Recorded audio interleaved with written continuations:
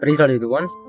நம்ம கிறிஸ்டியன்ஸ் இந்த எலெக்ஷன் டைம்ல நிறைய பேர் எதுக்காக ஜெபம் பண்ணுவாங்க அப்படின்னா நம்ம பெர்சிக்யூஷன், அதாவது உபத்திரவம் கிறிஸ்தவத்துக்குள்ள அதிகமாயிடக்கூடாது, அப்ப பிஜேபி வரக்கூடாது, அப்படி வந்துச்சு நம்ம உபத்திரவம் அதிகமாயிடும் அப்படின்னு சொல்லிட்டு அதை தடுக்கிறதுக்காக நிறைய பேர் ஃபாஸ்டிங் ப்ரேயர்லாம் பண்ணுவாங்க. நிறைய குரூப் ஆஃப் கிறிஸ்டியன்ஸ் அதுக்குன்னு தனியாக ஜெபம் எடுப்பாங்க.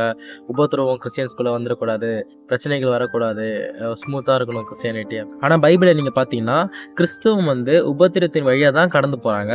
அது மாத்திரம் இல்லை, உபத்திரத்தில் தான் கிறிஸ்துவமே வளர ஸ்டார்ட் ஆகுது. நீங்கள் அப்போஸ்தலர் 8ஆம் அதிகாரத்தில் நீங்கள் பார்க்கும்போது எப்போ சபைக்குள்ள உபத்திரவம் கடந்து வருதோ அப்போதான் சுவிசேஷமும் அதிகமாக பரவிச்சு அப்படின்னு சொல்லிட்டு நம்ம அப்போஸ்தலர் நடவடிக்கை பார்க்க முடியும். நீங்கள் சர்ச் ஹிஸ்ட்ரியில் சபை சரித்திரத்திலையும் பார்க்கும்போதும் ஈரோ மன்னர் காலத்தில் அதிகமாக உபத்திரவம் எப்போ கடந்து வருதோ அப்போ கிறிஸ்துவமும் அதிகமாக வளர ஆரம்பிக்குது. ஸோ உபத்திரவம் கிறிஸ்துவத்துக்கு முக்கியமான ஒரு விஷயம். ஏன்னா உபத்திரவம் வந்தாதான் யார் உண்மையான தேவனுக்காக நிற்கிறாங்க, போலி கிறிஸ்தவர்கள் யார் உண்மையான கிறிஸ்தவர்கள் அப்படின்ற வெளிப்பாடே வரும். அப்படி இல்லைன்னா திருச்சபையில் கிறிஸ்துவன்ற பேரில் நாமினல் கிறிஸ்டியன்ஸ், எல்லா ஃபேக் கிறிஸ்டியன்ஸ் எல்லாருமே ஒன்றா தான் இருப்போம்.